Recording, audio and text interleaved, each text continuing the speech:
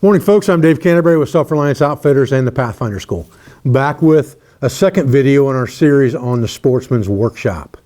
And I wanted to talk a little bit today about knife sharpening.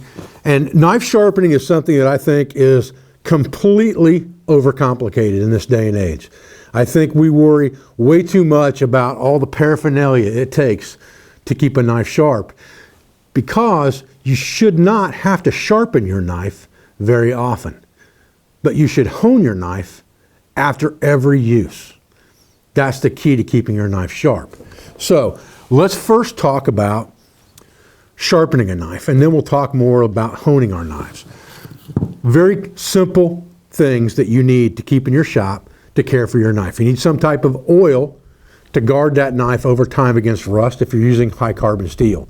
I prefer olive oil. I use olive oil on almost everything. If I don't use olive oil on it, I use motor oil on it. Those are about the only two oils I use in my shop for different things. So I've got the double-sided strop from the axe video. Same strop I use for my knives, I use for my axe. Don't have to buy an extra piece of equipment. I'm going to get things wet here. I have a stand, and I have 3 different Japanese water stones. I have a 1,000 grit, I have a 1,200 grit, and an 800 grit. You really don't need to get finer than that. You really don't. Again, overcomplication kills. Keep it simple. And these tools here are used for sharpening your knife, because you've let it go too long or you've worn the edge down over time. But honing it will keep it sharp, and avoid using rough abrasives like stones on your blade, because every time you use an abrasive on your blade, you're removing material. No matter how small or large the amounts of material are, you're still removing material from the blade every time you process with a stone, with a strop. It doesn't matter. It just depends on the grit, how much material you're removing, but stones remove a lot more than polishing compounds that you would use on a strop. So the other thing I have is just a block of wood with a piece of sandpaper nailed to it. This is 120 grit. And then I have another piece of wood here. Both of these are about 3/4 inch pieces of wood. A sanding block again, and a knife, just used for demo here. All right, so let's first talk about sharpening a knife. And this is just an old Mora high carbon steel Mora knife, one I've had for years and years and years. It's pretty sharp. I maintain it pretty well, but I haven't messed with it for a while, so it could probably use a touch-up. So the first thing I would do if I were going to sharpen this knife is I would use stones to sharpen the knife. And because these are water stones, you want to keep them in water, and I keep them in a basin like this. And the only time I would go to an 800 grit stone is if I really had that knife messed up. If it's still pretty sharp, I'm going straight for the 1,000 and 1,200 grit stones, and that's what I'm going to use. Now this rubber stand comes in real handy because it keeps that stone in place. So if I grab my 1,000 grit stone and I stick it in here, all I have to do is unscrew this to the size of the stone and then screw it back down, and it holds that stone in place, and because it's rubberized again, it keeps it from sliding around the table when I'm using it. The very simple way to do this is just to take the knife, drop it flat on the stone, raise it up until the bevel is touching the stone, keep that bevel, and push the blade, drawing it across the stone just like you were cutting. Set it down, up to the bevel, push it across the stone. Set it down flat, tip it up to the bevel, push it across the stone. And you're going to repeat that several times. The number of times is really up to you. I start off with a number like 10 if I'm just trying to put a quick edge back on the blade. If I'm trying to do a rough sharpening where I've really messed my blade up or neglected a blade for a long time, or it's a new blade, then I will take up to 30 or 40 strokes on each side of the blade. Index every time on the back of the blade until you get used to doing this, and every time pull the knife at an angle across the blade so that you're sharpening it from the choil to the tip with every stroke. And you're going to have to kind of lift up a little bit at the end, just a shade, to get that tip to come around.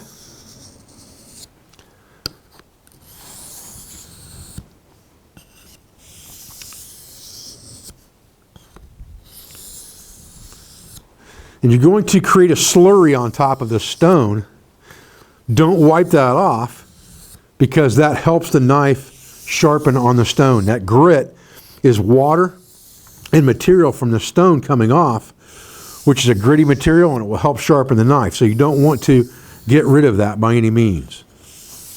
And you'll just do this process and repeat and go down in stones just like you would if you were buffing this knife on a buffing wheel and you were successfully going to finer and finer grits. You do the same thing with something like this, all right? It's not a complicated process, it just takes practice. Again, I think people overcomplicate knife sharpening worse than almost anything in bushcraft. All right, so let's say that our knife is not too bad off and we're just looking to put a quick edge back on it, and we don't want to mess around with all the water stones and all that stuff.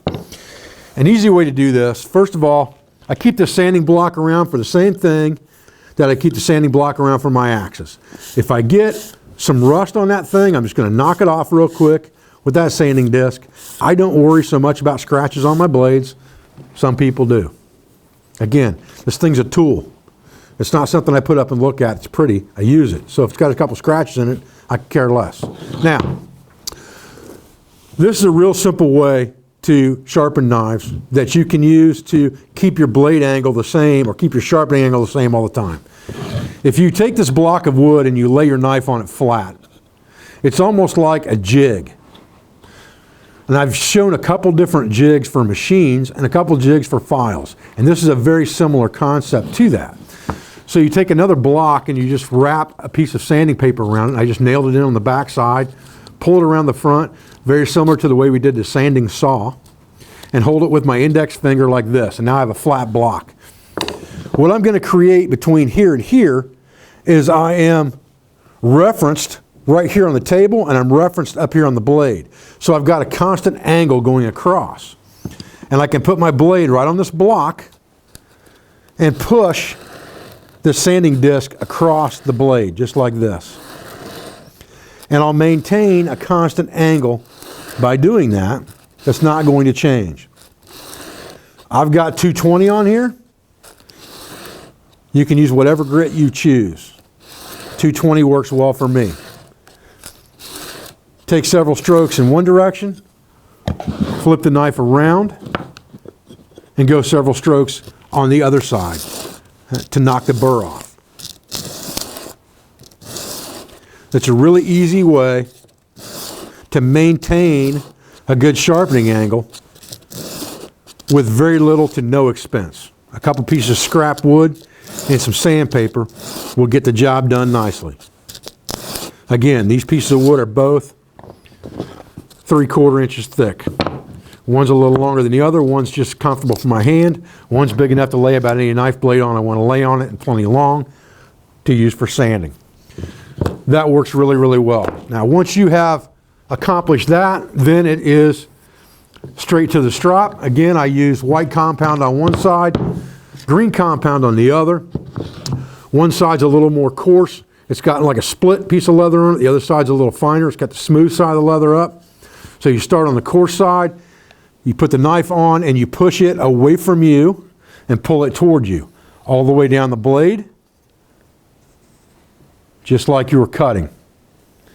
Again, you can index on the flat and tilt to the angle. Index on the flat, tilt up to the blade grind angle, just like this, until you get used to doing it. And then you'll be able to do it without indexing it every time on the blade of the knife. Again, strokes on this, as many as it takes, depending on the condition your knife was in when you started. But if you do this every time you use your blade, which is honing the blade, you'll have to sharpen it a whole lot less, and you'll be removing less material from the blade every time. And that's important. because for longevity of the blade and conservation of the resource, you don't want to remove any more material than you have to sharpen the tool. You could also use just a leather belt for this.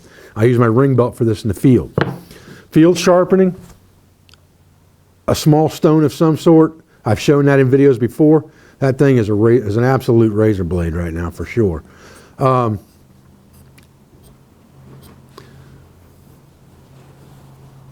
sharpening in the field, again, a small stone that you use with water, your belt that's already prepped with compound for stropping will keep you going in the field pretty well. When you get back to the shop, you really don't need a whole lot of tools to maintain your knives. Again, people overcomplicate it way too much.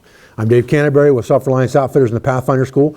I hope you enjoyed this quick video on sharpening tools and sharpening implements for the shop. It's very, very simple and very inexpensive, unless you're going to the Waterstone version of sharpening, and then it gets a little bit more expensive. But you can get into a set of 3 good King Japanese Waterstones and a stand for right at $100, and they're going to last you for a long, long time.